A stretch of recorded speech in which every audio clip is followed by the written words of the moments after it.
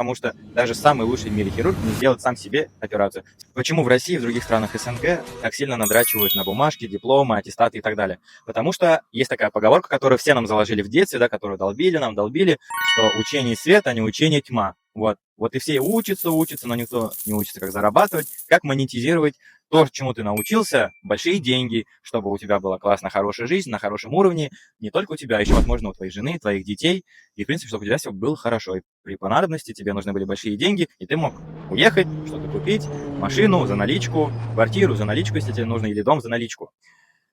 Поэтому, друзья, очень важно определить у себя негативные программы, которые влияют на вашу жизнь, и от них избавиться.